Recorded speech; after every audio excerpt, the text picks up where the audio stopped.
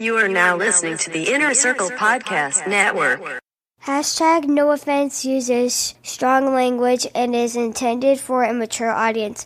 Listener discretion is advised. Hashtag no offense. What's up, Nick? Is this my connection that's fucking shit up? Do you hear all that static? No, we hear nothing. That sounds great. Yeah, we don't hear anything, dude. It might be the NSA. It's definitely the CIA. I think they're trying to block our conversation about the Saturn time cube. I'm telling you, man. On that they've been fucking with my head. I think they've been microdosing me with peyote all week. I think I've been microdosing peyote all week. So you guys are getting way ahead of yourselves here. I think I've been macrodosing peyote all day. Fucking micro. The only kind of micro I live by is my penis. Did you hear Mike Tyson's been licking toads? It's not surprising. Doing that, I want to say that's probably not the weirdest thing he's done this week. Or licked this week. Yeah. Hey, dude, Champ's gonna champ. Toe pussy. It'll get you high as fuck. I'm gonna eat this toe's ass. Jason, I'm gonna lick this toe's pussy. You're getting way too excited, dog. I'm fucking horned up. Let's go. Have you hit record yet? I hit record.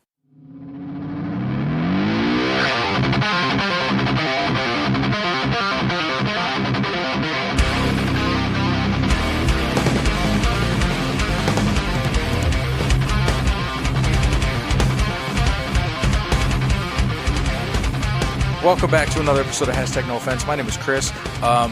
The Dutch is nowhere to be found tonight. This is a special episode of the Hashtag No Offense show. We've been kind of hyping this up for the last couple of weeks. I'm joined by my brothers in podcasting. I called in the big guns for this one tonight. We've got Adam Simmons from the Simmons and More podcast. We got Jason Almy from Shit Happens When You Party Naked. My brothers from the Inner Circle. We are going to be joined very shortly by Mr. Nick Hinton.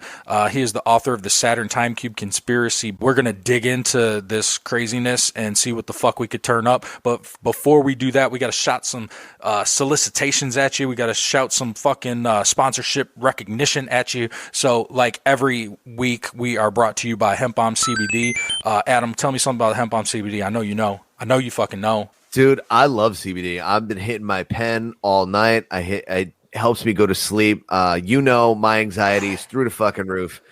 Not when I'm on CBD, baby. Nope. I bought some Hemp Bombs CBD with my code HTNOS, and I got a certain percentage off. I believe it was 20 to 25% off, depending on 20. Okay, off, so it was 20% off. And I gave some of the gummies to my mom, and my mom's had all these health problems, and she's been eating 2 of them and going to sleep like a fucking baby. She's like, "Hey, can you order them little gummies again for me?" And I was like, "Hell, fucking yeah, I can." You already went through that whole thing. She's like, I was like, okay, that was a month's supply, and you went through in 2 weeks. She's I'm a proud savage of you. like myself, dude. I eat 4 of them fuckers before I go to sleep, dude. It Hey, says dude, 2. I mean, it says look, 2. I double up. She gave birth to me and Bobby Light, so you already know she don't fuck around. Hey, she got a contact high just from him sliding out of her. You know what I'm saying? Damn, he was aggressive. He was and high I in the need you womb. to stop talking about my mom's parts like that, dude. That being said, I love CBD. Absolutely can't go anywhere without it. Well, I appreciate the support, dude, which I do, and I didn't realize that that you've done that, dude. You have an in. Holler at your boy. I'll get your mom some samples, dog. You can't stop it. I want the HTNOS kickback, dog. Yeah, but I want the HTNOS kickback. That's what I'm worried about. Yeah, so all that said, go to hempbombs.com. Use code HTNOS, save 20% on some beautiful CBD products to get you calm, man. Get you calm, get you relaxed, get you feeling good, get you in the right frame of mind to see what Jason Almy has to say about Onnit.com.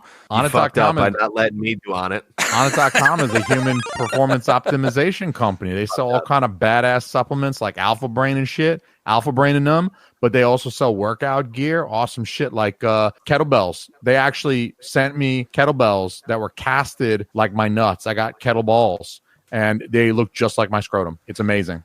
I cannot confirm or deny the validity of that statement, but they do have all the great nootropics, which are vitamins for your brain. They do have all the great workout equipment that Jason was referring to.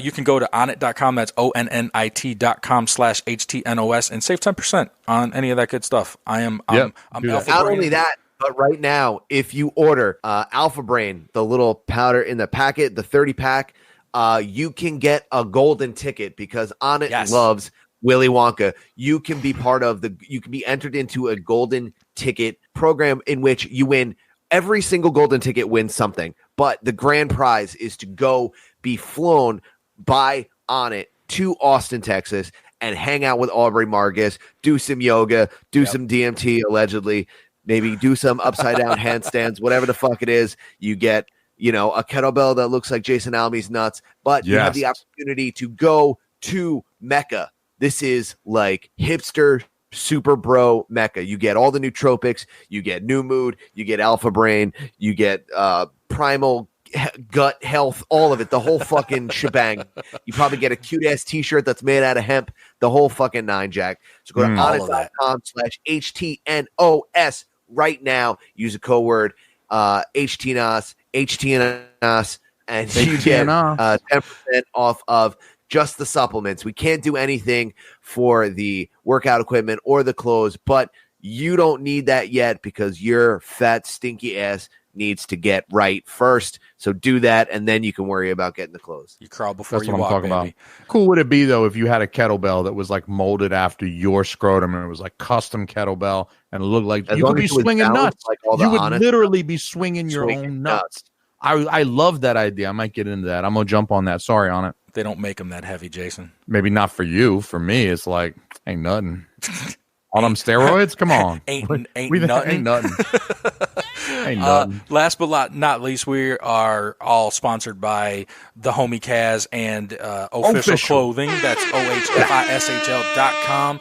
Beautiful shirts. Beautiful shirts. I sing the praises every week. It's literally my entire wardrobe. I wear these shirts every day of the week as much as I can. They're fucking comfortable. I'm super pissed because I bled the red out of my white one that looks like the Chick-fil-A logo, and now it's kind of pink. So I'm super fucking pissed about that.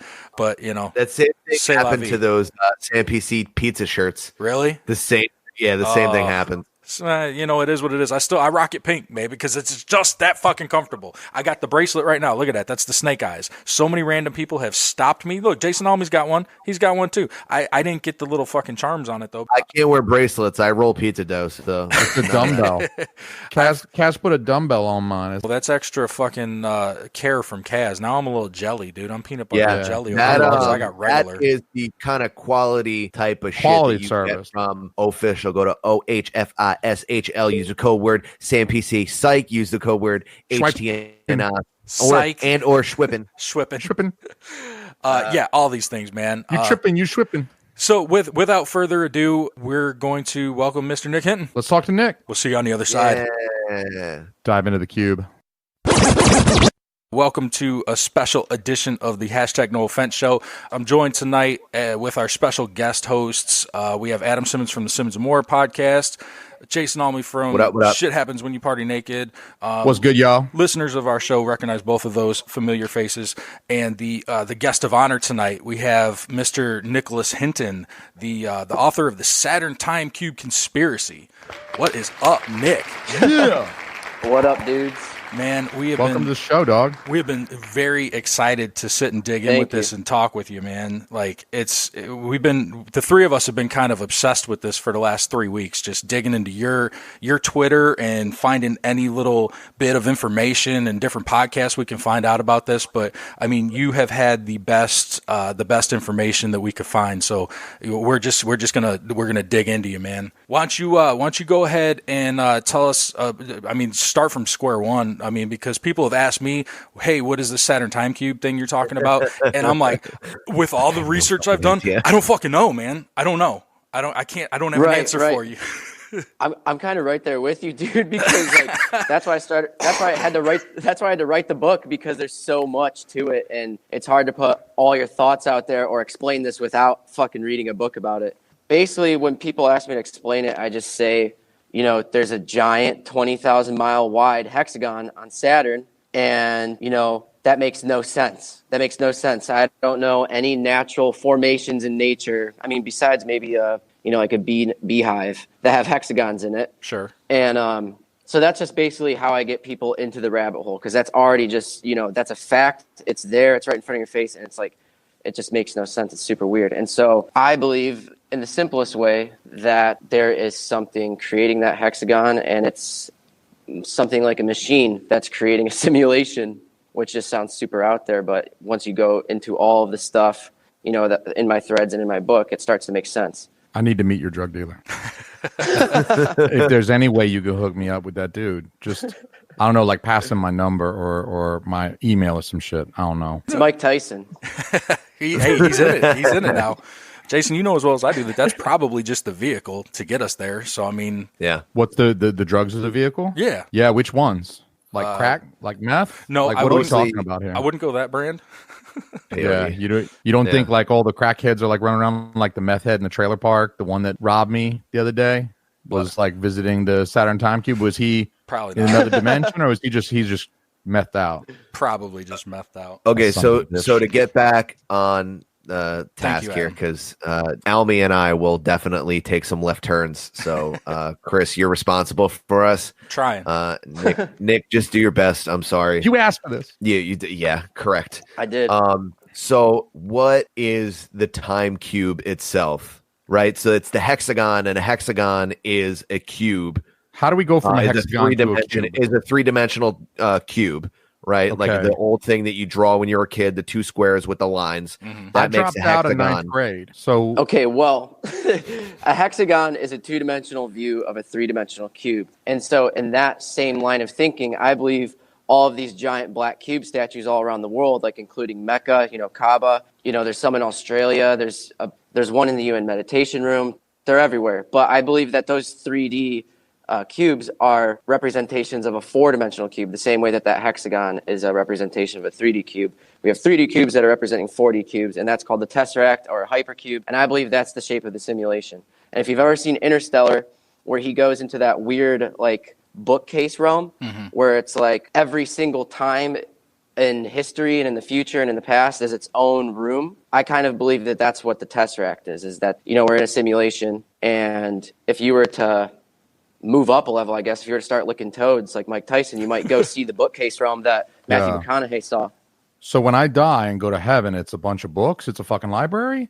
Because I thought it was going to be like titties and, like, I don't know, like a nonstop Chinese buffet. I didn't know heaven was going to be a bunch of books. I got to read? I'm going to detention. Heaven is detention, basically. I got to read Shakespeare and Macbeth. Honestly, I think what I think that was honestly a hint at the Library of Babel, which is like it's kind of like the Akashic records or something like that, where in the astral, like in a higher dimension, which I call the astral realm, there's like this place where there's all the information of all the knowledge in the universe, past, present, future. Yeah. And it's a record of everything. Yeah. So I think that was kind of a representation of that as well. So why do you think that even with like the cube hats that some of the Jewish Shalom, some of the Jewish the rabbis, but they're not like Hasidic Jews, they're like the deeper state, the deep state Jews, Mecca, even in New York at like in the Lower East Side there's a cube. Why do you think that there's so much representation here? Do you think that it's because of like Saturnism? Like, do you think that they're worshiping the cube because they're worshiping Saturn the same way that they did back in like Rome and things of that nature? Yeah, I think that almost every religion has stemmed from Saturn worship. Roman Jews? So, yeah, I think that, the Jews, the real God, or their God is Saturn.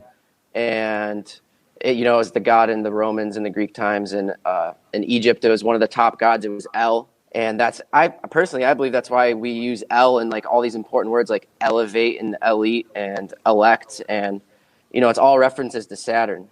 So we still have Saturn worship in our modern culture today. Everything's just stemmed from the past, and it's kind of become diluted. And, we're not so concerned with any of that stuff. So we don't really see it. It's just surrounding us all the time. It's almost like Roman culture had a massive impact on Western culture. It's amazing. Yeah, well, I mean, if you muddy the waters, the original intention will be clouded by like, ooh, I get off on Saturdays. That's great. Like, that's my day that I get to do whatever I want. And, that's when in former culture, before Christianity took prevalence and made Sunday the day of worship, Saturday was the day that you worshiped like time and Saturn and things of that nature. For the Jewish folks, it's the Sabbath still. Right, exactly. It's still the Sabbath. Day. That's why I don't bowl on Saturday.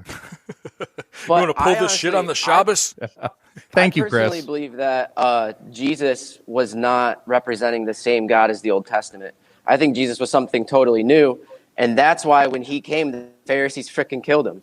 No, absolutely. Absolutely, dude. We've been saying Jesus is an alien for forever now, dude. Jesus I don't is know a about goddamn that. reptilian. Is Jesus a reptilian? More than anything, I think more than anything, he's an allegory. I think what the whole story of Jesus is about is having faith and cultivating that spirit within, that ultimately we can create heaven on earth. We can overcome the Saturnian elite, power structures through that God consciousness that lives in all of us. They say God lives in the temple, and these are the temples. That's true. That's true. Do you think that the elite, or that like they know that that's why that this is such a the cubes are everywhere and the symbology is everywhere and like it's in everything modern day, like that they know what's going on, in terms of the simulation, and if they do, what is it changing? You know what I mean? Like what are they benefiting by having that knowledge and keeping it from us? Well, if they do, then why did they want to give us hints by dropping cubes everywhere? Why they got to put a cube in Manhattan and a cube in Egypt and a cube in my living room? Hidden in plain sight, you know what I mean? Yeah, and they're psychos. It's a thing. It's a thing called revelation of the method, where a black magician, has to reveal his intent. Why not a white magician or a Hispanic magician? Not a white magician. You're right. Only black magicians. Only the African American magicians. Okay, shout out Bobby. In order, this weird woo shit. In order not to infringe on free will, that's the only law they can't break in the universe. They can't infringe on people's free will. So in order to do that, they have to tell us what they're doing. But if we're too dumb to figure it out, then it's not their fault. I see. Okay. Right. I mean, you can write a full book in another language and you could be like, yo, I wrote it. Like they can't read Mandarin. It's on them. You know what I mean? It's on us to learn how to speak the language that they are, to read the messages that are put in front of us. What's that book they found? What's the name of it? I'm going to remember it in 30 minutes when we're talking about something totally different. The Voynich manuscript. Have you guys heard of the Voynich manuscript? Voynich manuscript. They found this shit. It's like 1,000 years old. It's written in a language that nobody fucking knows. They've never seen before. It's not like an ancient language. Yeah, it's like alchemy and like all that, like Harry Potter shit, Philosopher's Stone shit, like Nicholas Flamel shit. But it's like a language ain't nobody never heard of before. It's not like Old English. It's not Egyptian. Hieroglyphs is like only this one motherfucker on the planet spoke this language and he wrote all this magic shit down and nobody can read it, but it's got like whack psychedelic pictures in it and holy shit, it's awesome. Oh yeah, it was written during the Italian Renaissance. Is that the one you're talking about? Yeah, who and found it? I think Where it's did the they only find it? Voynich manuscript. How amazing is it? I just pulled that out of my fucking head right now too. You pulled it out of the records. I'm impressed. Who found that and where'd they find it? I have no idea. Man, I mean, come on. I remembered the spelling. I think that's pretty good. Like A for effort. Come on, man. Come with I don't half know a who story, found it. dude. Come on, man. Dr. Emmett Brown found it when he traveled back to 1855 in the DeLorean. Maybe. Do you get a lot of people maybe discounting what you say because of like you relate it to what we see in movies, even though there's like a huge correlation to like everything that's in like I'm with you. I'm not one of these people, but like when you're like using the example of like Interstellar or like the OA or any of that stuff, it's like Stargate, The Matrix, yeah, SG-1. The list goes on. I've literally only had like 3 people say like that's a cartoon, that's fiction. Like only 3 people. I think for the most part, that's what's resonating with people. Is they're like, holy shit, it's been in front of our face the whole time. And so like how you were asking is like, do the elites really know what they're talking about, or like do the elites know about these cubes and stuff like that? I think partially. I think at the very, very top level, like these dudes do know, but I don't believe that there's like Illuminati people fucking whispering in every director and filmmaker's ear, like you better put a cube right here. I think it's like how Carl Jung talks about like the collective unconscious. And when an artist creates, sometimes those symbols and archetypes just flow out of them naturally. They just work their way in. It's like It's the nature of the Matrix. 3 archetypes. Yeah, there's only 3 archetypes of storytelling, right? There's like the hero, the villain, and then like the task. It's always journey. Yeah, it's like Peter Pan and Empire Strike Back are the same story if you look deep enough. It's kind of one of those things. So I'm gonna try and turn a little bit here. Why the Saturn time cube? Why is that the structure of reality, or why are they worshiping it? So what brought you to this, and why is it important, and why is it a time cube? That's kind of I want to, and I'll build on that because like my thought is it an actual physical cube, or is this just like more like symbolism, or you know what I mean? Like if we do connect the lines and we can create the cube, and like I understand where all the cubes in society come from and relevance to that, but like if you go, like the first thought I had when I saw in 1981 that satellites shown a hexagon storm on Saturn, I'm like, why the fuck haven't we gone? Why haven't we gone to check it out? And then I looked and I'm like, oh, because it takes 6 fucking years to get to Saturn. So, I mean, like, yeah, who's going to volunteer for that? But, like, if we were to get, you know, to go there, would we find a physical cube that, like, we could go and walk up to and see with our eyes? Or is it just, like, the symbolism from the storm? Chris, Saturn is a gas giant. You wouldn't be able to walk up to anything on Saturn. Well, if you fell through the atmosphere, there might be a Suspend giant disbelief. machine. I can't say for sure because what that hexagon, my theory of how there's a hexagon forming is that if you study cymatics, which is the like study of how frequencies affect matter, you know, if you play the sound of Hebrew vowels like next to sand or water, it'll literally vibrate the medium and make it into the shape of the actual letter. And so there's a certain frequency, which is a low sine tone, which is, remember the serpent, the sine wave, the time wave? Right. If you play a low frequency sine tone, it literally creates a hexagon in water. So I'm thinking that there's something in there literally, you know, affecting the atmosphere, you know, some sort of frequency affecting the atmosphere, making that shape happen. Now, is there a giant fucking AI computer in there? I don't know, but I like the symbology of it. No, I'm with that. And I mean, like, you know, we've heard you talk about CERN and what they're doing there, and you know the cubes there and the supercomputers, and like they've actually, you know, come out, and I think there was a quote that one of the people from CERN said that, you know, we're creating these computers that can reach into alternate dimensions to do computing processes that, you know, we can't do. I mean, like, they're telling you that this is what we're doing. They're saying we're opening the portal to the upside down right now. This is where we're doing it, motherfucker. So buckle up. It's happening. Yeah. They're feeding us a certain narrative, and I don't know if it's all true or not, but, you know, if life's a stage and there's a script, they're literally feeding us a narrative that they want us to, like, subconsciously believe. Like, I have seen, like, scientific articles or, like, you know, pop science, like, news articles where they're like, oh, are they opening up the upside down? Are we reaching into a parallel universe? You know, are we going to find a mirror reality or something like that? Like, they're telling us to our face that this is what they're doing. And just to be clear, just in case anyone yells at us for not being super specific, but D-Wave is the people who said they can actually reach into parallel realities. CERN said that they have found another dimension. Okay. I'm glad you said it because I was going to say it. I've ingested shit, so I mean, much. you know, I've ingested so Right, much tomato, information tomato. right now that, like, I can't keep it all straight. I mean, that's why we're here to hash it out, because it's like a crash course right now into like this mind opening wong. But Adam, I'm sorry, I didn't mean to hijack your question. I mean, like, did that answer what? Yeah, well, yeah, kind of. It's I mean, that's a big so question. You're like basically asking, you know, like, why, you know, is heaven real? You know what I mean? Like, that's essentially the same thing that, you know, we're saying right now. That's kind of a big question. And it's not a library. I believe heaven's real. That's not a library. I think that there's, you know, I believe in like the Tibetan Buddhist conception of the afterlife, which is basically that you project, when your consciousness leaves your body, you project an infinite amount of different possible realities. And depending on your state of mind, that's where you're going to go. So there's like a shit ton of different heavens, there's a shit ton of different hells, but those are all still external. They're still illusions. And so to the Tibetan Buddhist, basically you just have to keep meditating and ignore all of the outside things. And eventually, if you don't want to reincarnate or if you don't want to end up lost in some other world, you just return to source by going within rather than looking without.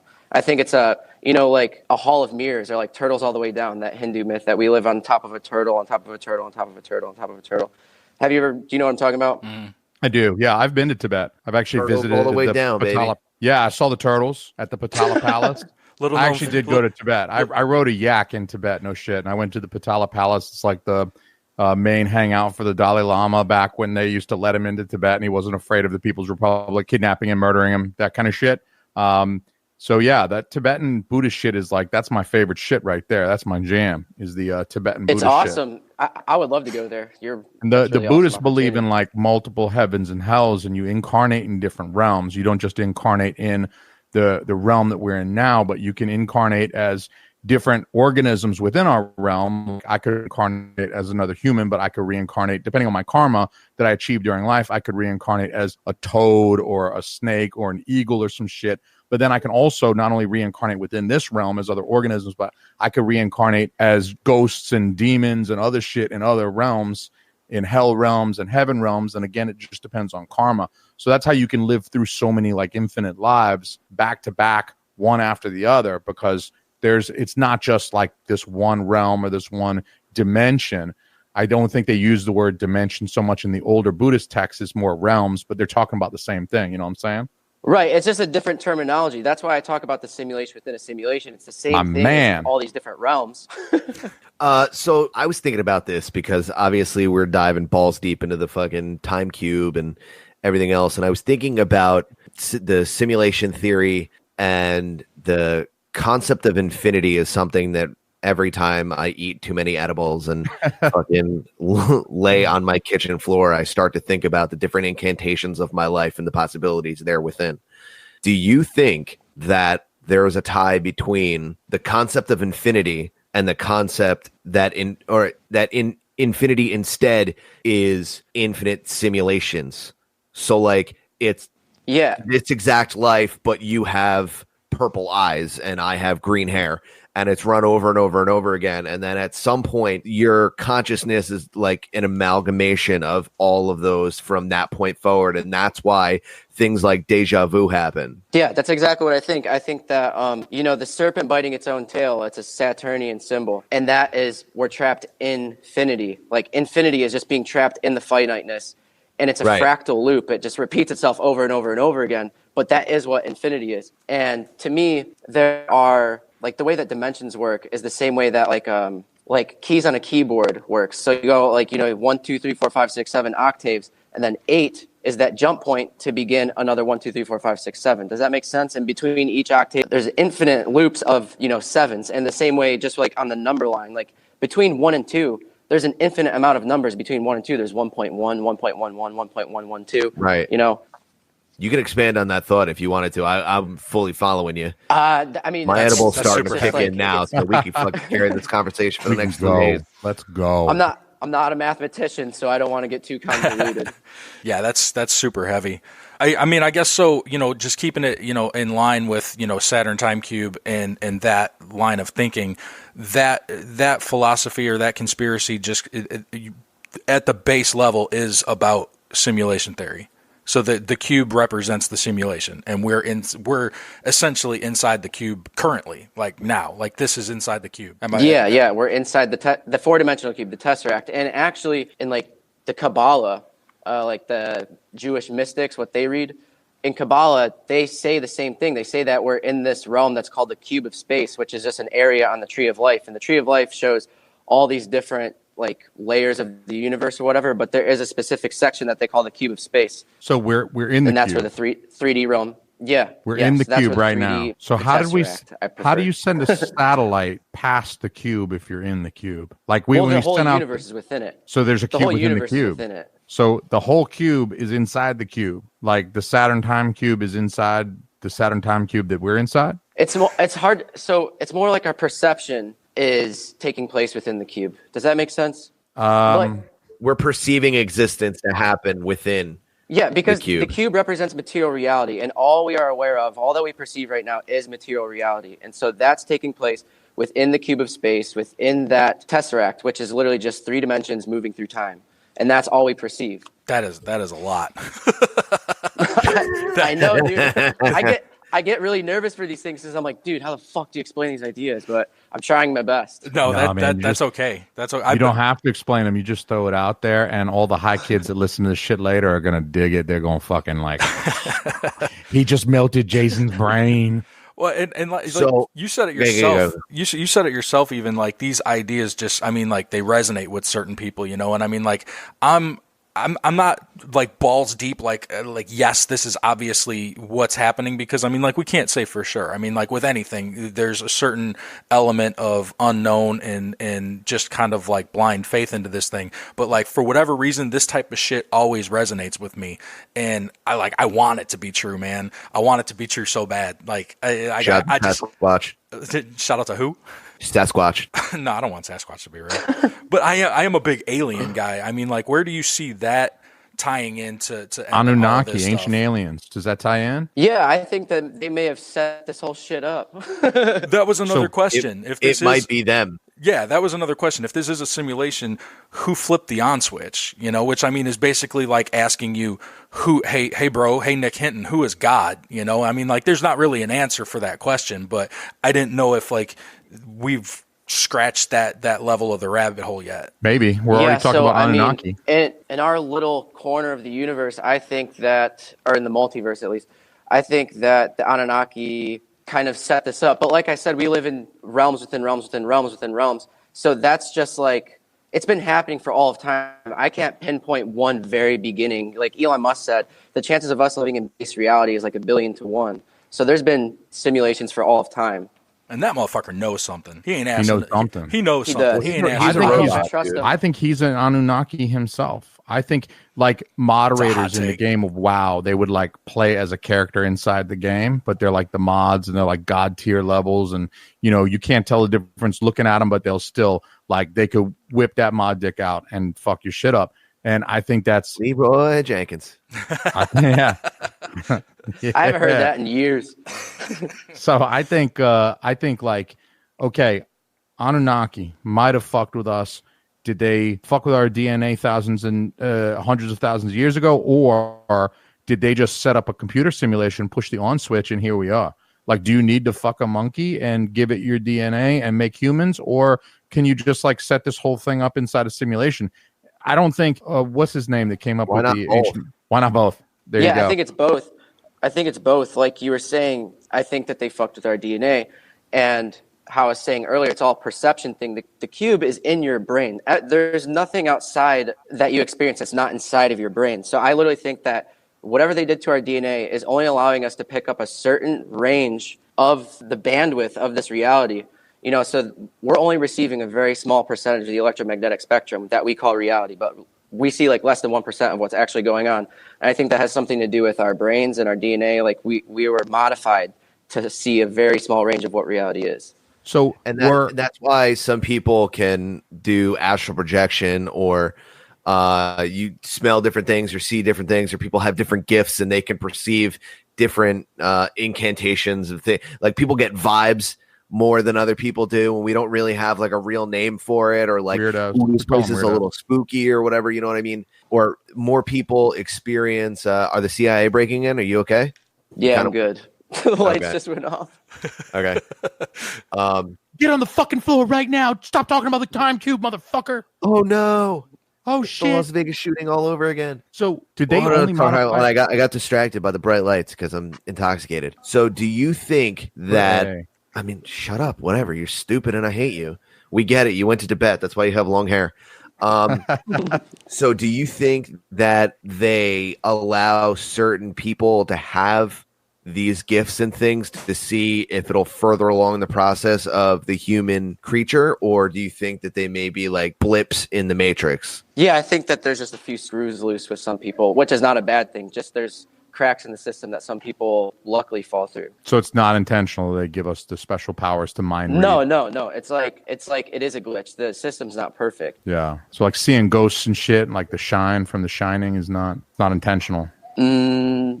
No, I don't think so, but I don't think it harms them in any way either. Did they just fuck with us? Did they only fuck with human beings? Like Homo sapiens is the only genetically modified organism by the Anunnaki, or did they fuck with all the organisms on Earth, and that's why our DNA is kind of the same? Because the DNA of all the organisms on Earth is all kind of the same base pairs.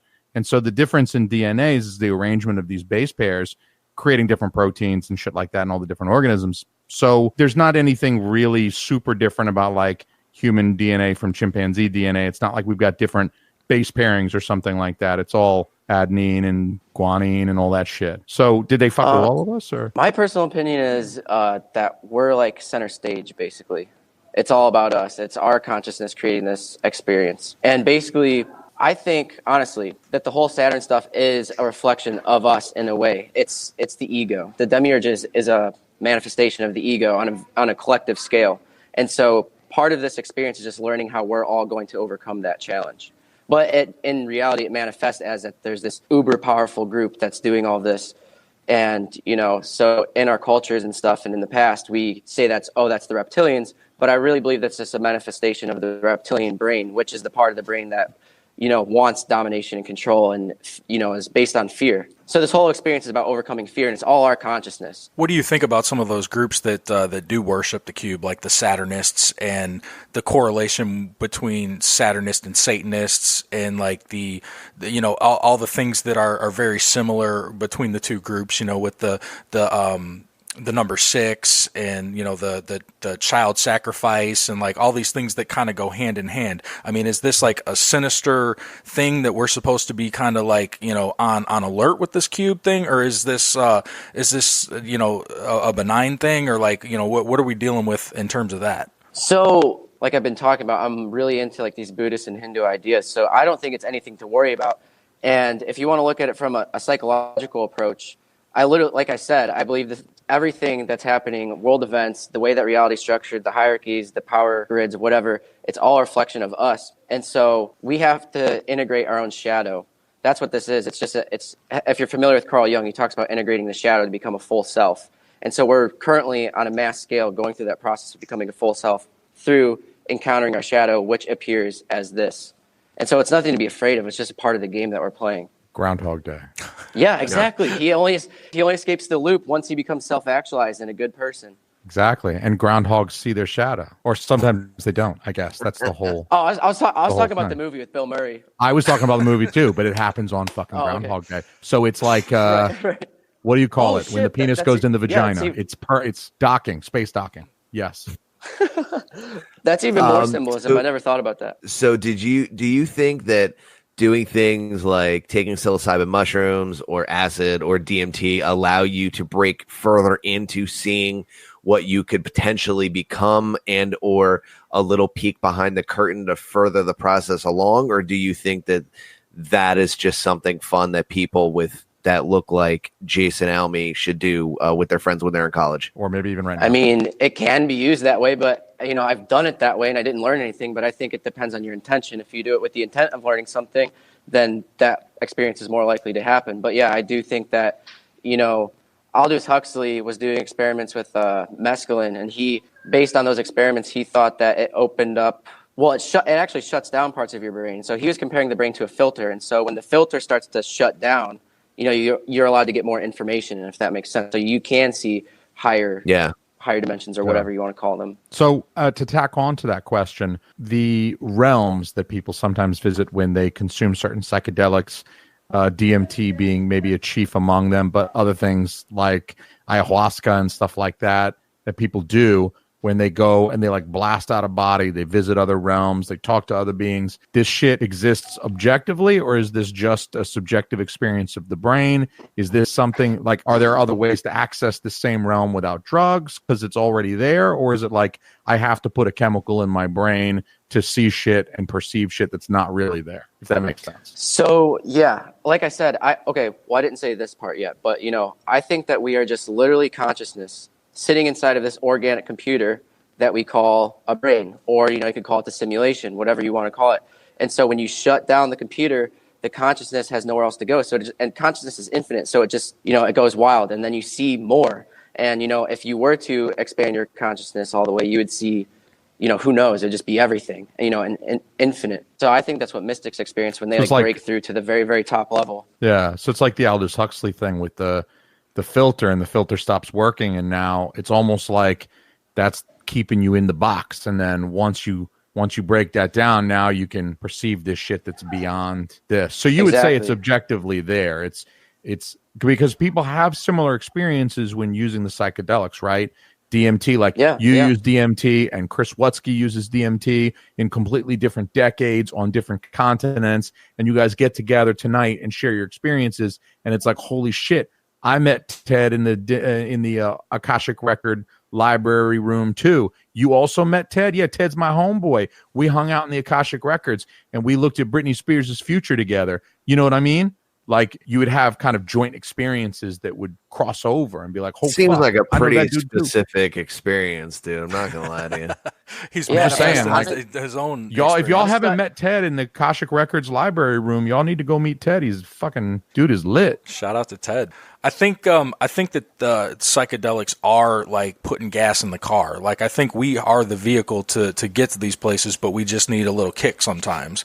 And I mean, like Nick, I've heard you talk about you've been in the tank, and Adam's done the tank. Jason, have you been in the float tank? I have not been in the float tank. Yeah. So I mean, Love like me a float tank. I feel like, and I've gone a couple of times now, and I've gone stone sober, and I've had experiences. So I mean, I feel like there's ways to have these sober experiences when you just, like you said, when you break down all the outside influence, and it's just you and your consciousness. Like When you're turning off all the input. Exactly. Yeah. And there's a way to trick that mind into accessing what you're saying, because like I've had. This last time in the tank, I had a similar experience to what people say they experience when they're on DMT, with the kaleidoscope of color and, like just all the geometric patterns. Like I saw that in the tank, stone fucking sober. You know what I mean? And it's the same thing that multiple people time and time and time again say that they experience when they're on DMT. So I mean, like maybe that's the gas to the car. And we have. Well, I mean, my first go-to isn't psychedelics. I think psychedelics are kind of a shortcut. It's almost like cheating. I think that's why Carl Jung said, like, beware of unearned wisdom. Like people do go crazy when they do it. I think the right way to do it is be disciplined and practice like asceticism. I think that's how you say it. Yeah. Basically like you don't indulge in the outside world, and you practice meditation and prayer and fasting. I think that's the right way to do it. But yeah, we're lucky that we found these substances that can make it happen much faster.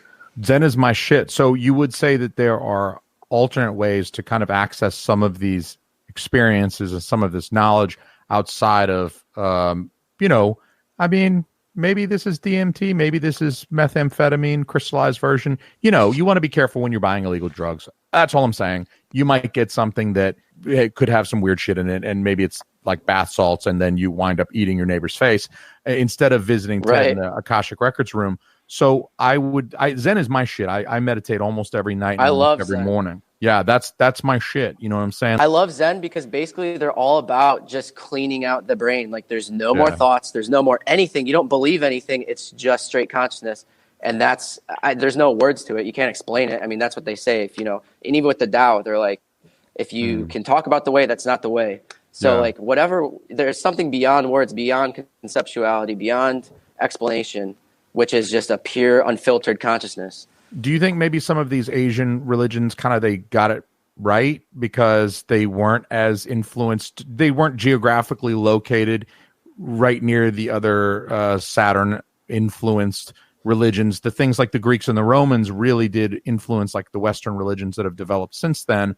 But with the the Asian nations being more separated and not as much cultural exchange, there's a little bit with the Greeks and the you see those weird Greek Buddhist statues. It's kind of cool looking. It's like Buddha looking like Alexander the Great. But anyway, mostly the Asian religions kind of stayed separate, and they didn't have that influence from the Saturn shit. Do you think maybe that's kind of they've been able to kind of keep that influence out a little bit, and so they got the good shit, or what? They still talk about it. I mean, they still have gods that are based around Saturn. They still talk about Maya and Samsara, which is the time loop, which is the simulation. Yeah, Samsara different terminology. But I mean, like I said, I believe that this world is a reflection of our collective consciousness. So, you look at a brain, left brain, right brain. That's literally what the continents are like, sort of. You have the West, which is super analytical and logical and, mathematical. And then you have the East, which is all about, abstract thought. And I think I don't know. Them fuckers are pretty good at math too. I'm just saying. I mean, them fuckers are pretty good at math. Only because of us. Yeah, I mean, geez. We were like, yo, you need to build factories. I feel like that's because of Western civilization being like, yo, we'll buy all your shit super cheap. So they're like, well, we need really good, Yeah. Or they're just deciding, hey, I want to cut open white boys. Hey, come here. The guy who did this to me was totally Asian. After these messages, we'll be right back. Hi, fuckers. I'm Jason Alme. And I'm Christina Alme, and we're the hosts of Shit Happens When You Party Naked. You should listen to our podcast if you like interviews with fascinating and insightful guests. What recovery has done in my life, I shouldn't be alive right now, first off. So I'm already blessed just by my heart beating every day. Or even silly and profane guests. Remember that time I was 14 and I was sucking dick?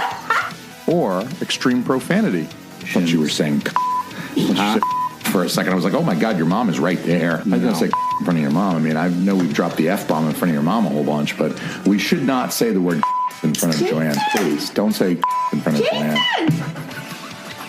Or explicit tales of fuckery. There's my buddy Chris standing in the aisle, pissing on the floor, pretending to be looking at an ironing board. Or shitty Samuel L. Jackson impressions? What ain't no country I ever heard of? They speak English and what? English, motherfucker, do you speak it? Say what again? I double dare you, motherfucker. Say what one more goddamn time. Bro, you promised to stop making me do the Sam Jackson impression, you fucker. Search for Shit Happens When You Party Naked on Apple Podcasts, Google Podcasts, Stitcher, Pocket Casts, Podbean, SoundCloud, Overcast, Soundcast, Undercast, Sound Pocket, and Pocket Sound. I double dare you, motherfucker. Bobby, how would you describe our podcast? Pretty much two sexy motherfuckers doing cool shit on the internet. By cool shit, do you mean telling dick jokes and yelling about sports? Yo, and there's WNBA stars that look kind of good, though. Why are you looking at your lips like that? That doesn't matter, see, I'm trying to listen. This is why. I got a question. What? They shoot the three? So, or is it like just fundamentals? I could watch your nephew do it, or your nephew can dunk, though, huh? Oh, my God. I'm just saying. Jesus Christ. I'm just saying, dude. I can see a bunch of fucking short white dudes over at the YMCA play fucking fundamental basketball. All right? Yeah, they shoot the fucking J and they drive the lane and dunk it, or what? You know what? Nah, man. We yell about all types of shit, bro. I'm not sticking nothing in your butthole. Not one finger in the booty? Sticking nothing's a double negative. So you're ratting on yourself. What are you sticking? You know who's ratting on you? Who? Yourself. God damn, self. I drink mad Never, milk. not once. I drink you never mad drove milk. the bus. Never drove the bus, not one. Okay, you know what? You know what? I tried. Hashtag SamPC? You already know, man. Go to SimmonsandMore.com. Go check out all our content. Go check all our episodes out, man. Like us, rate us, grab your best friend's phone, put us on his phone, get your grandmother's phone, put us on her phone, then get your baby sister's phone and her baby daddy's phone and put us on their phone. Holla at us, man. Hashtag SamPC. Simmons and More podcast, absolutely everywhere that you can hear this podcast that you're listening to right now. You can find us. Hashtag SamPC. Yep. Follow Simmons and More podcast on Facebook, Twitter, Instagram, LiveJournal, Grindr. We're everywhere. Everywhere you want to be. Also go to sampc.bigcartel and buy some motherfucking t-shirts. Yeah, man. Merch on Deckington. So go cop that for us, brother, please. Hashtag SamPC. You already know. Peace. I got a question. So, and I talked about this on another episode of the podcast. I inadvertently smoked peyote for like 6 to 8 months.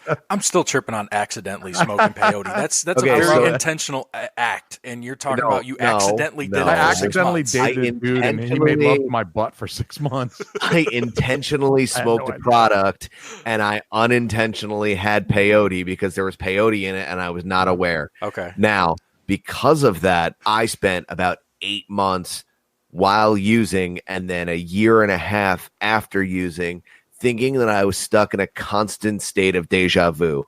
Everything that I was experiencing had already happened an infinite amount of times. I felt as though I Holy was shit, stuck in a man. time loop to the point where I had to go vegetarian, vegan at the time, whatever it was, and completely break down. I was only eating like corn and drinking water, and to break my body down to what it used to be to build it right back up so that I can like reconfuse my brain to get back into the matrix, because I was going psychotic. I was going nuts. And all of my friends will tell you stories about going to a Yankee game and freaking out that, you know, Brett Gardner hit a single and legged it out for a double, or, you know, a red car driving by with a girl with a blue shirt and shit like that. Like it's all shit that like they caught on their Blackberries and shit, and they have saved on their computer. But like I was a crazy person for almost 2 years. What do you mean? Because of the intake of I couldn't smoke weed at the time, and this was a legal weed. It was like spice or whatever the fuck it's called, and it had peyote in it. Oh shit! And it just sent me into a fucking weird time loop. And I wanted to know if there was any correlation between deja vu and the Saturn time cube itself, or the perception of time, and how deja vu do you think is like a peek behind the curtain? So if we're in like a simulation, if we're in this enclosed time thing, you know, this enclosed time structure, and it's a loop, if it keeps looping, yeah, I do believe that, you know, like I said, with the wheel of reincarnation, it's already happened an infinite amount of times, and we only get out of here once we become self-actualized, like the movie Groundhog Day. So yeah, you were just experiencing echoes, like that had already happened to you probably, you know, an infinite amount of times, because in this moment is truly the only thing that's real, and we're getting kind of to something that's beyond words. But like I said, like, yeah, it's really hard to put a finger on. But yeah, when you are experiencing deja vu, I really just believe that you have already experienced the same thing in a past life, or maybe there's another timeline where your other version of yourself is experiencing the same thing or something like that, and they're kind of like the timelines are touching. I don't know. Aside from time and timelines touching, do you think do you subscribe to like the multiverse and like alternate dimensions right next to us, like string theory type thing, almost like like that Spider-Man Into the Spider-Verse where the machine got turned on and like it was half in the same, you know what I mean, like they blended together? Because I've had thoughts like that too, and I've related it to dreaming. And most recently I had a dream with this guy up here in the corner, and it was so real. It was shit. In my dream, I was sitting in a car with him, explaining to him that I was from another reality. Like in the dream, like I'm having a conversation with him. I did not believe you. And you didn't. I did not believe you one bit. You know why? Because I wouldn't. And you went along with it though. You went along with it. You were like, "Hey, man, I think that's because I like you. I would crazy. humor you because you're my friend." You were writing me off. You were like, and we went into the bar that we were sitting in front of, and we went about our night after I'm telling you, like, look, dude, this is gonna sound fucked up, but I'm from another reality. And you're like, I don't think you are, but I mean, and I think that sometimes that's the vehicle, and like talking about how like, Adam was saying that, he was on, accidentally on peyote for 6 months. I mean, I don't know how familiar you are with Rogan and his group, but Ari Shaffir has told this story multiple times, how when he used to smoke salvia, that he lived this entire life on a salvia trip. Like he smoked salvia and like blasted off and lived this life for like 30 years on this trip. And like when he came back, like he genuinely missed the people that he met on this trip. And like, he had like a wife and kids and shit. It was not, That's fucking nuts. Dude, that happened to my friend. My friend did DMT. He literally came out of the womb and experienced a whole nother life of like 30 years. And he became a heroin addict and died, and then he woke up in his regular life. That's fucking crazy. Holy shit. So does he miss heroin or? Yeah, and then, so he told me this story like a long time ago, and then he literally did go on to get addicted to heroin. But I mean, he's off now and he's clean, and he's like a musician, he's traveling around. Like he didn't OD and die, but it's still, when I heard the news about him, that he had like gone off the rails, I was like, dude, that's like that fucking thing he told me. Holy shit. That's crazy. And see, like, that's weird. That's almost like, is that like fulfilling a prophecy? Like, did he like, is that like self-fulfilling prophecy? Like he saw, what was going to happen and it was like a prophetic dream, or if it was just like, it's that shit he dipped into another timeline. Or if that's what another timeline. He went into another part of the simulation and he saw what it was like. He's the same program. They just picked him up, put him somewhere else. He figured it out, came back, and now he's going to not. You know what I mean? Now he's going to make it through heroin instead of dying off of heroin. That shit totally makes sense to me. Yeah. But then makes sense to me. How many infinite times did he not pass the lesson? An infinite amount of times. Yeah. Like there's also an infinite amount of times where he didn't do heroin. Yeah. Like what if you hit some DMT? Like what if I pulled out one of them like super DMT vape pens right now and just hit it in front of all y'all while all y'all were watching? And then like suddenly from my perspective, my subjective reality, boom, I'm like flying out of a pussy and I'm like infant just being born. And I'm like, holy I shit. Can't wait to take steroids. Exactly. I get to take steroids again. But then when I'm done taking the steroids in that other life, I hit the DMT in that other life. And now I'm on a third level busting out the pussy again. I mean, I could do this an infinite number of times and just keep Inception. Like Inception has only a certain number of levels, right? I could just keep hitting that DMT at 30 every time I turn 30 for my 30th birthday. Y'all watch me blast into my next life, and I could be like, bring your dreidel, bitch, and start fucking spinning that shit. Hava Nagila Hava, level on level on level on level, all because I hit that DMT pen. Wouldn't that be fucking nuts? And then I'm inside. Well, I feel like DMT. We pretty much vape DMT as soon as we're born. Yeah. You know, I've heard that it's released as soon as you leave the womb or whatever. Oh yeah, for sure. And it's released right before you die as well. That's why everyone has like a near-death experience. It's a loop. Yeah, it's all tied together. And maybe when you die, you freaking your life flashes before your eyes or whatever. What if we're already in that flash? Because we're in the DMT trip. I've wondered that before. I've wondered like, what if this is the flash? It's just it's all an illusion. It's literally not much of a flash. You know, like it's going by pretty slow. I've been awake since 5 in the morning. You know what I'm saying? Like this ain't much of a flash. Come on, goddamn it. I'm trying to get some sleep. So, getting back to, the task at hand, I originally found you, Nick, from another podcast that was talking about your Did the World End in 2012 thread that you did. And digging into that a little bit more, and listening to some other things you said, I think that you're right on, man, where it's like the world didn't actually end, but like that line of thinking ended, and there was maybe a shift in consciousness because something did definitely happen.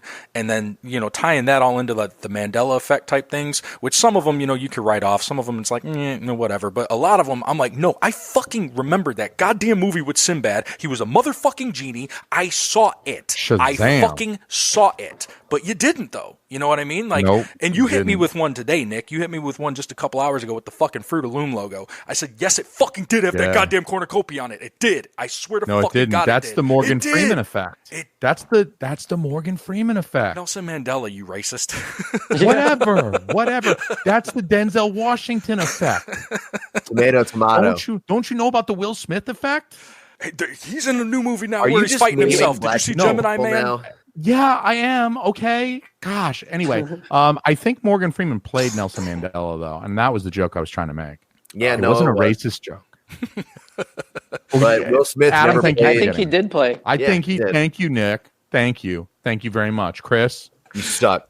So what do you think a lot of that stuff is? Do you think that that's like remnants from the consciousness that we are saying did slip away or did shift, or that's because I was thinking maybe it's like those nearby dimensions too, looping it back to that, maybe we just got too close at certain times and crossed over and then split back, and we have that residue in our brain from the time when we got too close to Earth 616 right next to us and shit. You know what I mean? That's the Marvel Earth. Mm-hmm. Yeah, I honestly just believe that I don't think the world ended. It's more of a metaphorical, fun imagination exercise. But I do think that I really do believe CERN is fucking with reality and that we enter a new timeline, and that's part of this shift into a new age, the age of Aquarius, where things are going to get more fluid. More. I think in this age too, the simulation is going to become more prevalent or more obvious, and we're going to slowly move away from the old power structures, and things are, this is why the information is coming out, in my opinion, because more awareness is coming to it, and awareness is the first step in solving any problem. You have to be aware that there's a problem first. And so once we're aware of this whole situation we're in, I think that we'll just naturally begin to overcome it. We'll start operating differently. I tell you what, since I've started looking into this stuff, over the last few weeks, and I've really been, doing a lot of research, I've had that feeling. And I've said it to these guys where I'm just riding down the road and I'm looking up at the clouds, and I'm like thinking, this is all fucking fake. Like, it doesn't even matter. What am I doing right now? Why am I worried about this stupid trivial shit at work? Because it's all fucking fake. It doesn't matter. It doesn't matter right now. Because you've been programmed to be a good little robot. Well, fucking Nick Hinton put some malware in the goddamn code because, I'm starting to fucking that shit's going down a different path now. You know what's real, Chris? Your fucking mortgage bill. It's not such a bad thing, though. That's why you go to work. That's why you give a shit about that little work. I've always thought about it, though. When you have a family, it's different. I've always thought about that the worst possible case scenario is that you're homeless. And then even if you're homeless, it's like, so what? You could just walk somewhere.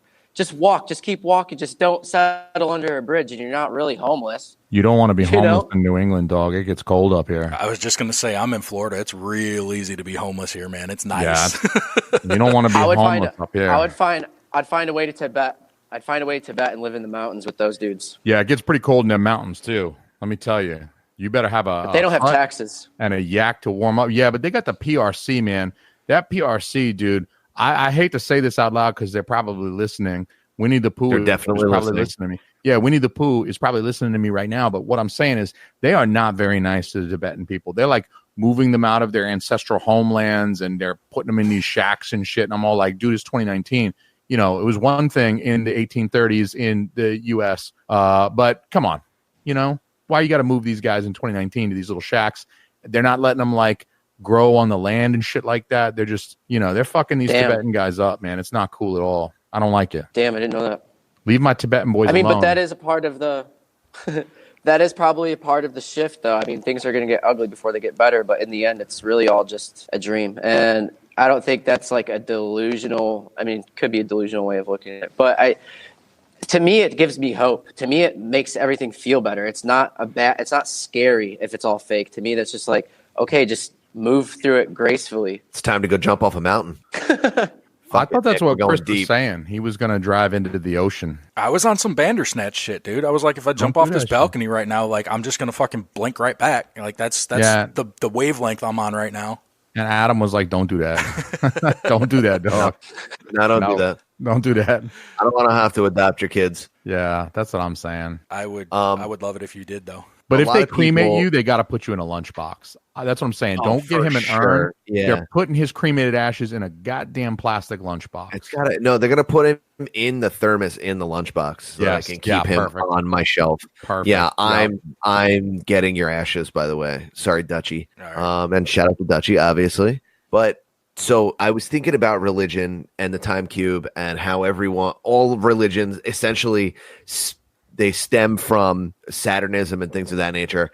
And I was in an argument with someone and they were like, what about Christianity? What about symbolism and this and that?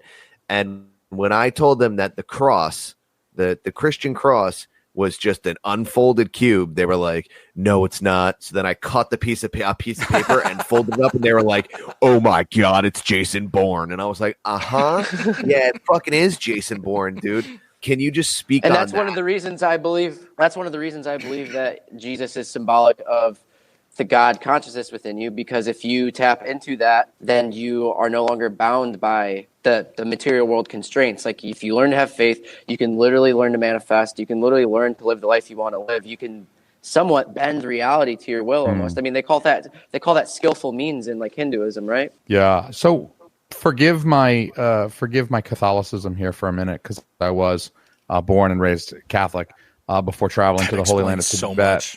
But I thought the Holy Spirit was the divine spark that was inside of us, or at least the metaphor for. And such. so I think the spirit is just, the same thing as consciousness. And so consciousness is not just in our brain. I mean, it's literally everything. It's our whole field of awareness. But and so back to the unfolded cross thing with Jesus, it's also, in the myth of Kronos, who defeats Kronos is Zeus. And Zeus is very, just like Jesus, and it's his own child. We are the sons of Kronos. We are the sons of Satan in a way, our material bodies at least, but we have this divine spark in us that is able to overcome all of this. And how about the other symbolism in Christianity? I saw that that's where a halo comes from, because it's the ring of Saturn, and like when two people get married, the ring symbolize that you give to each other, that's like symbolizing the rings of Saturn. I mean, like all these underlying tones that are they keep on presenting themselves in plain sight, baby. That's what I mean. Yeah, it's nuts. Yeah, I don't even think that used to be like a tradition back in like the ancient times when when they were writing in the Bible about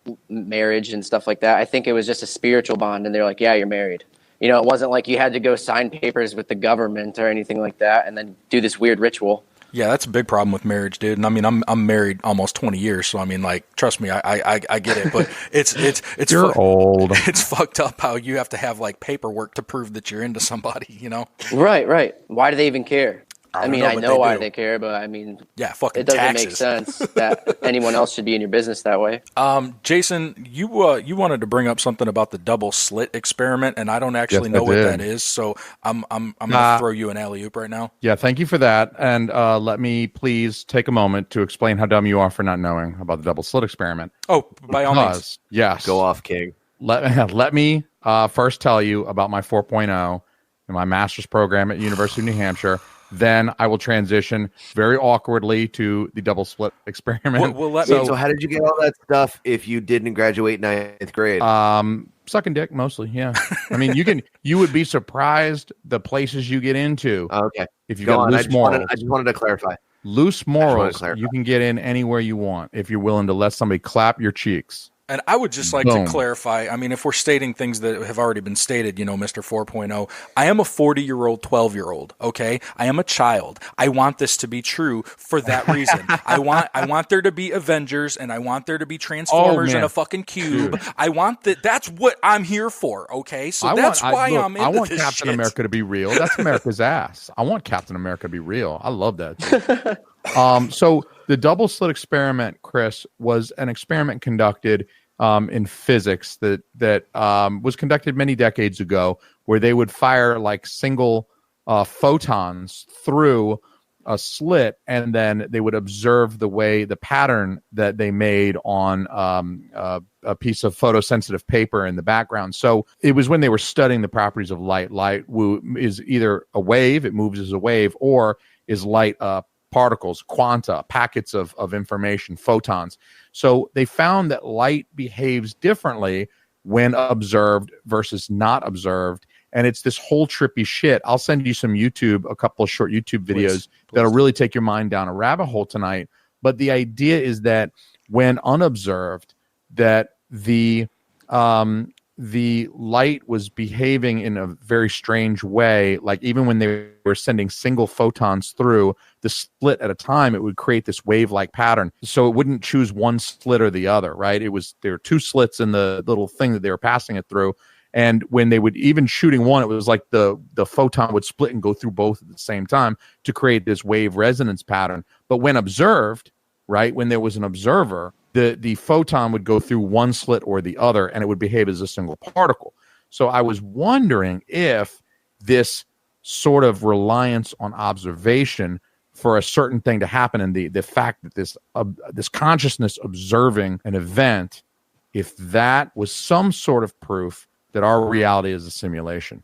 Because if it's a simulation, why would you calculate all of this stuff using a computer? It just takes up more bandwidth to calculate all this shit if no one's looking at it. It's like the Zen adage, if you're not there when a tree falls, do you hear the bear get squashed and a couple fuck on top of it, shaking that bear?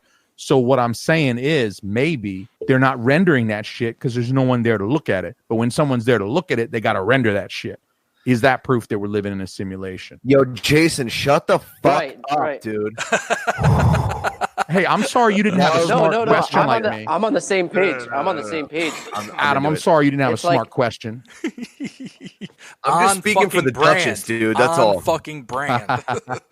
Go ahead, Nick. I'm sorry. No. I don't care. I'm on the same page. I think that what he said, that's my same line of thinking, is that, if you're, it's like in a video game, if you're not there, the map hasn't loaded yet. You literally need to be observing for reality to be created. So in a way, I don't think reality is objective. I think it's all subjective. And we are one subjective consciousness in a way. We're all connected. And no one's ever seen the objective world. That's always my argument. I see. Yeah, that's true. I didn't think of it like that, obviously, because I didn't know what you were talking about. But that is pretty damning evidence almost, for an argument for the simulation. You know what I mean? It's the only smoking gun that I can think of in all my many lifetimes. I've got some shitty karma too. I go through these lifetimes again and again. My fucking samsara, I'm locked into that shit. You know what I'm saying? So it's the only thing I've been able to find that kind of tells us that, hey, maybe this is a simulation, because the lack of an observer really kind of fucks with the results, especially on that double slit experiment. That's true. It seems like. What about like all the like the Fibonacci sequence and like the things that have been found in everything that like where there's almost like code in everyday items, like things like that. Do you know much about that? I haven't really scratched the surface on that much. You mean but the Versace sequence? Yes. Shout out to Bobby Light. And everyday. Yeah, no, to me that just like kind of is more proof that there is, a matrix, because in a matrix, in a simulation, there's going to obviously be a code, and codes create patterns, and you would reuse assets. Kind of obvious that. So like I write code for my day job to query a database. I write code. So you reuse pieces of code. You don't create a new one. If you've got a use for it, you just copy and paste it. You know what I'm saying? So like the Fibonacci sequence, Nick, I think you're saying is that you see these patterns emerge because if it works over here, then it's going to work over there. You've got like this code that repeats itself because maybe that's also less resource intensive for like a computer to generate. Yeah, and it's also the loop. The loop we've been talking about. The Fibonacci sequence is a loop that grows exponentially, and that's literally what we've been talking about this whole time. How everything is just a fractal, and it's all fractal patterns going up and up and up. Like, I don't know if you guys are familiar with the axiom "as above, so below," but we're literally living in a hall of mirrors. That's how I like to. That's my metaphor I like to use, is that it's all a reflection of a reflection of a reflection, because we just live in a limited version of an infinite consciousness. I'm familiar with that. Our infinite consciousness is being filtered. Yeah, our infinite consciousness that sits inside of this organic computer we call a brain is being subjected to a program that puts it in a box, essentially. And so we see the infinite expressed in these repeating patterns. Yeah. It's like when my wife first met me, she admired my beard. She goes, "Oh, I like your beard." And I said, "As above, so below." And I looked down on my junk, because I got hair in both places, That didn't happen. Didn't happen. As above, so below. Yeah. As above, so below, baby. I've been thinking about that recently too, in terms of AI and, where we're heading with that type of singularity is that, like, what if right now we already are the AI?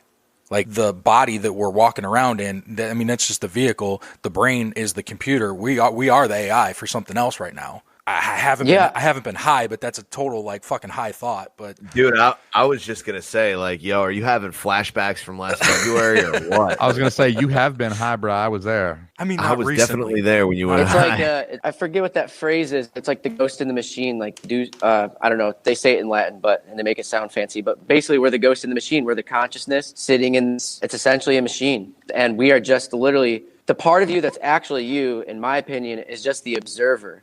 But we identify with our thoughts and everything. But these are really just programs going on in your brain and running around, and like your subconscious patterns. Like that's your body is going to do a bunch of shit that you don't even decide to. But who you really are, I think, is just the observer looking at this, almost like a movie acted inside of your skull. And you're not making that happen on purpose. That's a lot, man. Das Ex Machina, by the way. I haven't seen that yet. That's one of those that's been in my Netflix queue for a couple of years. I haven't seen that yet. Ex Machina is the shit, dude. You need to watch. No, I mean that's literally the translation from Latin into God's is the machine. Remember about 10 minutes ago when I told you I'm a child? You remember that, Adam? Okay. Yeah. Okay. Just checking. So Nick, at the end of the day, what does this mean for everybody, man? Because like Adam, he lives more in like the Illuminati NWO type world, and I mean I don't dwell in there too much, but I'm seeing the ties and the correlations between like the fringe science and the time cubes and the time loops and the practical application from like the New World Order and the One World Government and all that. What is the end game here with this? Lizard people. Is that the short answer? No, the end game is when the climax hits, which is going to be, in my opinion, the singularity event, when AI totally takes over and collapses time. I don't know if you're familiar with that theory. I mean, I can go into it in a second, but my theory is that the end game is how the time loop restarts. So we're going to reach a climax, and that's either your chance to, leave, understand the lesson, and, you get to leave the game, you won or whatever. It's not really about winning, but, right. You get what I'm saying, So the singularity is considered a beneficial thing? We like that? No, I don't think it would be very fun. I think it's where we merge with machines and then we all become consciousness inside of a computer. But if we're already in a simulation, it's already happened 1,000 million times. Like, you know what I mean? So the time loop is going to happen again. We're going to reach a point where this all resets. And so at the reset point, we all have a chance to leave. Or if you don't know what the hell's going on, you're just going to go through it again. We'll be in they're going to make a new simulation. We'll be uploaded to that simulation, and it'll be the same shit all over again. Simulation within a simulation within a simulation. Starting from like the dawn of time, or just starting from like when I woke up my eyes this morning? It's a good question. It could be like that. You could just wake up and you'd be like, you wouldn't know. Yeah. Or does it like the Big Bang happens all over again at the singularity? Like everything. Or how about it all happened with the exact same time every incantation of every single day you've ever lived. There's an infinite number of restarts from an infinite number of start points. Right. It gets so hard to put into words of like, and I don't know for sure. I really don't know. But I mean, the way that I like to think about it is just a time loop. I mean, it could start with the Big Bang over again, because even scientists say like, oh, you know, the universe might end with a big crunch, and then the big crunch will restart the Big Bang, and it'll happen over and over and over again. Or even if And then everything Nietzsche, fizzles he talks out, about- like even if all the matter completely disperses and like it goes on long enough for all of the matter to decompose and there's no matter left, it could just blow out again. You know what I mean? Like the Big Bang happened so suddenly and across such a vast space that it just kind of like came out of nowhere.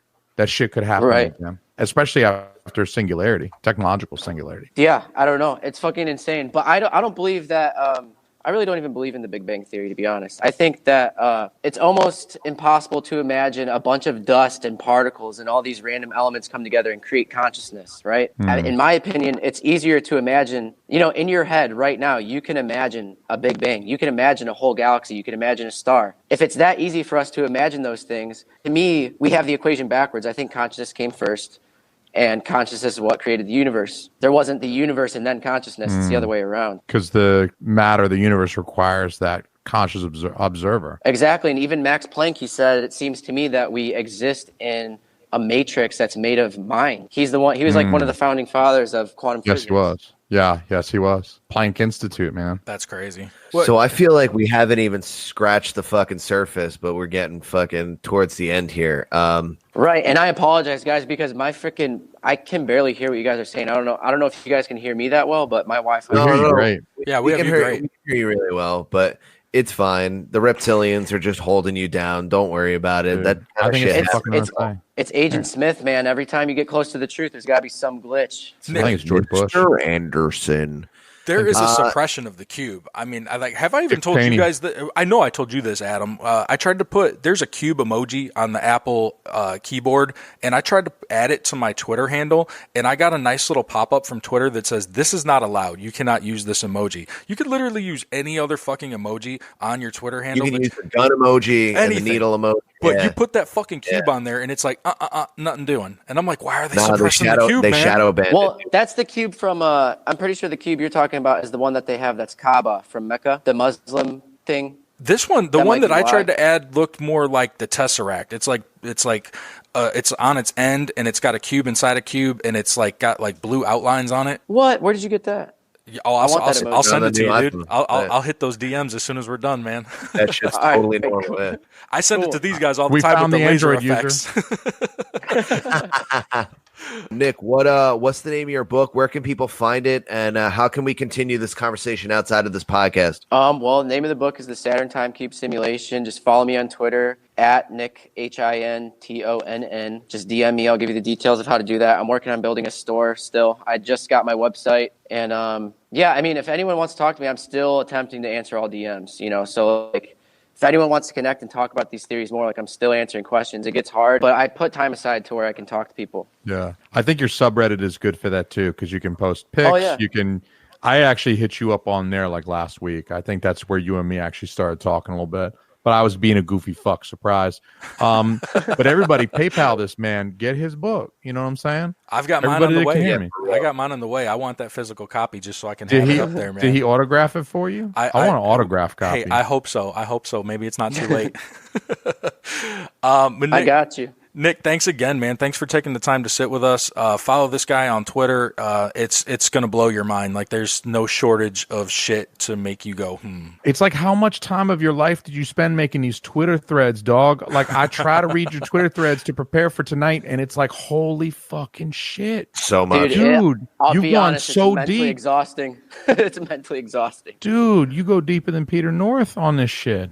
Then don't attempt to follow the threads with the replies and whatnot. Like I get stuck. You can't read the replies. All I can do is just go through the thread linearly and read Nick's posts. Yeah. Because if you start clicking each one to look at all the other motherfuckers in there trying to comment on shit, oh man. Yeah, I don't read those replies. Yeah. I don't look at my mentions really, just my DMs. So much. That's a lot, smart. dude. Yeah, that's totally smart. I guess we'll go ahead and put a bow on it. Nick, thanks again, man. Check out Nick on Twitter at Nick Hinton with 2 N's. Yeah, man, it's been great. Read the book; it'll blow your mind. Saturn Time Cube Conspiracy. Also, check out the Fadem Project. It's in my bio. Yeah, actually, I followed them today. The Fadem Project. What? Yeah. So real quick, I'll just why don't you explain that real quick, man? Because I meant to ask you, and then I got sidetracked myself. So go ahead and explain that. No, it's all good. So basically, there's a bot that uses a quantum random number generator to create a location on a map within a certain vicinity. Like, you're not going to get a location across the world. You know, you can set a radius, and you will get a quantum random location somewhere within, that vicinity, and then you just walk there and see what happens. Because the theory is that there's only so many probable realities that you are actually going to branch off to in the next moment. You know what I mean? Because you have certain habits, certain thought patterns, certain external influences that are always affecting you. So the theory is, by using a quantum random number, you're literally branching off into the most improbable reality that you could ever possibly go to. Even if you're just, walking across the street to some random light post, like, what are the chances that you would have ever just decided on your own free will to go do that? Like, probably never, because it's pointless. That lends to, to kind of like, breaking the shackles of the matrix almost too, because like, if you're not programmed to do these things and you're going outside your norm and you're going to a location that you wouldn't normally go to, like, you're working outside those parameters of the programming almost. It's like geocaching on peyote. And like how you were talking about how the matrix or the simulation has to load for the observer or whatever. We were talking one time, amongst some of the users, that like, what if the matrix is already like anticipating your next move? So some places are partially loaded because you've been there so many times. And so, like, there's the memory and the memory card or whatever. I don't know how you want to explain it, but a chaos generator. Yeah, you're going somewhere that the Matrix is not even expecting for you to go. Right. And you're the way that this all started, it's called the Fadem Project because it deals with fate.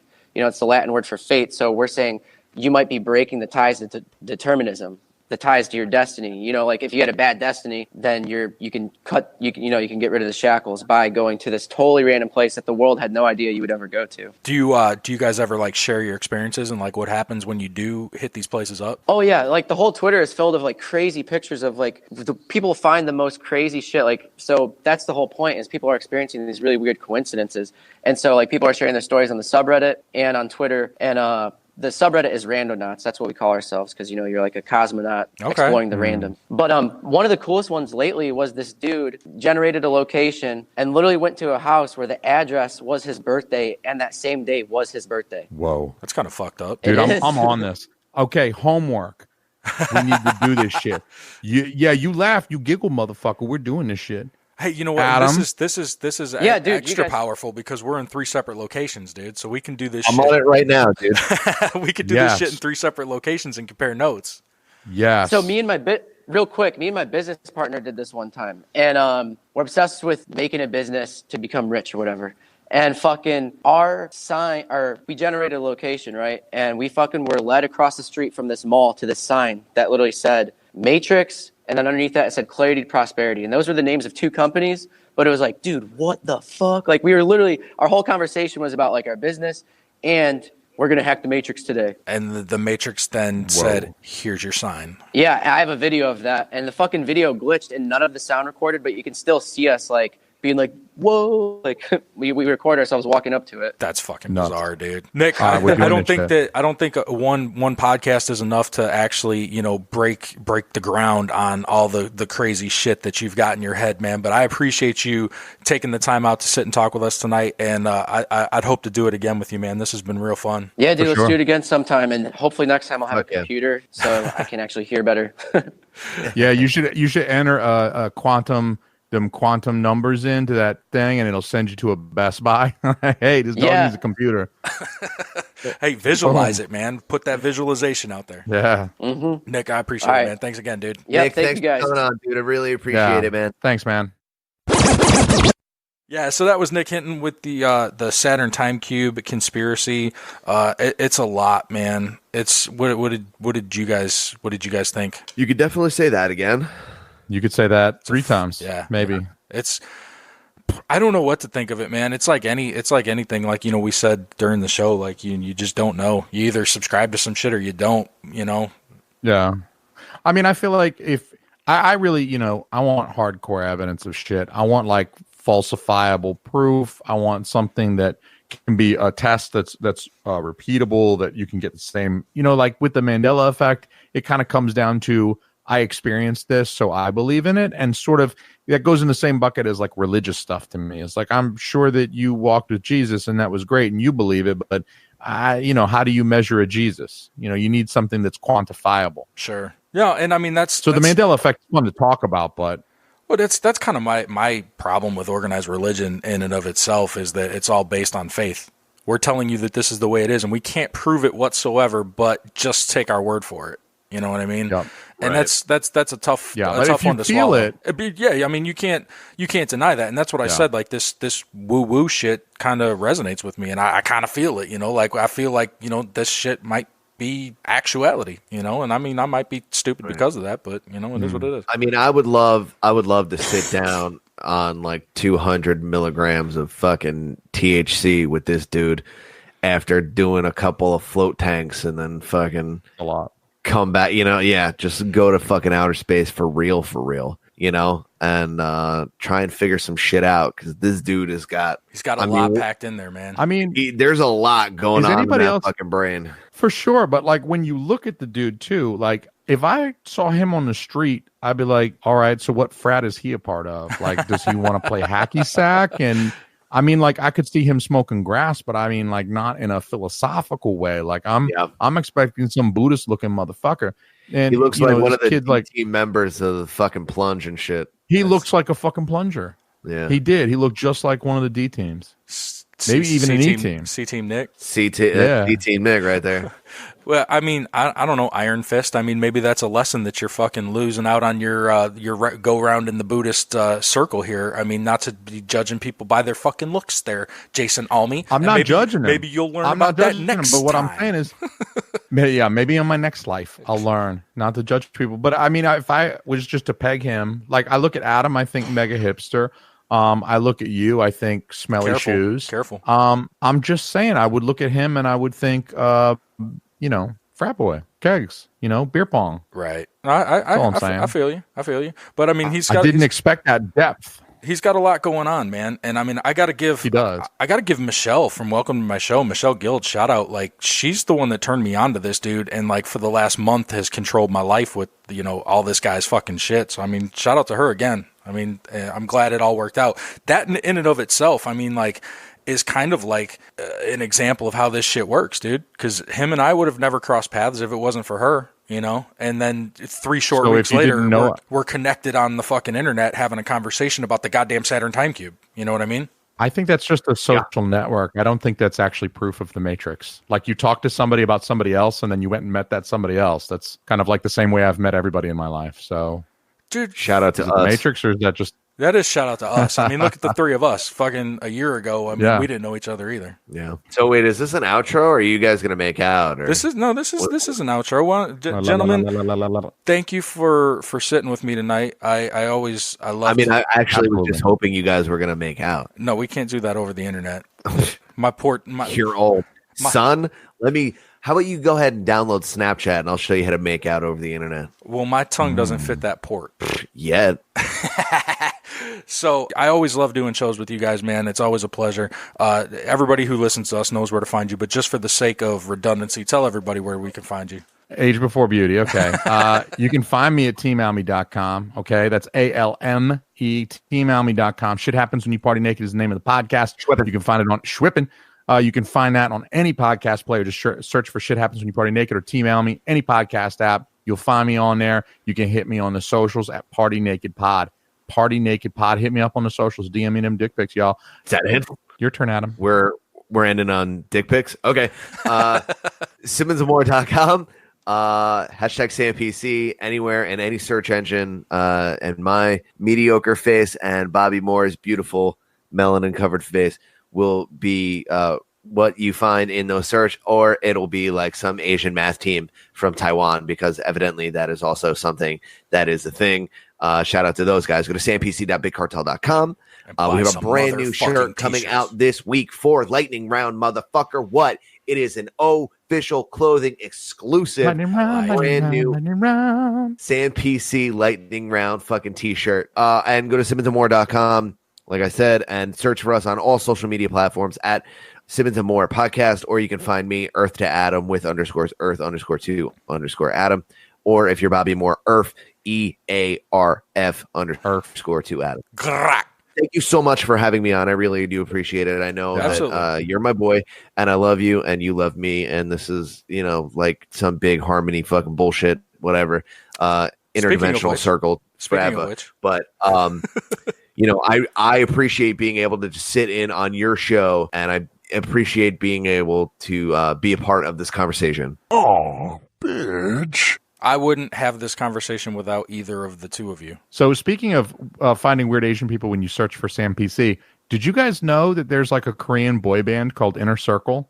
And like every time I look at the Inner Circle hashtag on Instagram, like we found out way too late. There's a fucking Korean boy band. It's like K-pop boy band named Inner Circle. I'm like, what the fuck, man? Hashtag we're Inner changing Circle. it to we're changing it to interdimensional circle. So interdimensional circle, yeah. And interdimensional space circle. We need to take a group shot of them and do a Photoshop job with all of our heads on their bodies too. There you go. Kaz. There you go. Kaz. Yeah, Kaz. I'm looking at you, Fernando. This has been another episode of the Hashtag No Offense Show, and you know where to find us. We're HTNOS everywhere. We are also something Asian of descent. If you look for HTNOS, yeah, it brings up other things, but we are the palm trees and the beer caps because we live in Florida, and that is our gimmick. I am the real Wutsky. I promise next week we'll be back to normal with the Duchess for everybody that's going to be pitchforks and torches because Dutch isn't here tonight. So look for us on all the same places that you've looked for these guys. Most importantly, at innercirclepn.com with all of our other homeboys, Present Company, plus The Plunge, Failing Hollywood, Any Pod Will Do, and The Hood Diner. And follow the Inner Circle feed for all the original programming like sports and Slimmer Circle and Comedy's Dead, and you already know. So, boys, pleasure. This has been another episode of the Hashtag No Offense Show. Thank you for listening. This is your first time listening to us. We love you. Thank you. Welcome. This is subscribe. The Jam. Hit subscribe, rate, like, review, the whole fucking nine. If this is your second or 400th time listening to the show, we love you. You're the fucking greatest. Shout out to the Inner Circle. Shout out to the Wutskis. Shout out. And fucking, we love you. Mwah. Big kiss on your ass. Peace the fuck out. Go on your titties. look at titties. That's it. I'm getting better.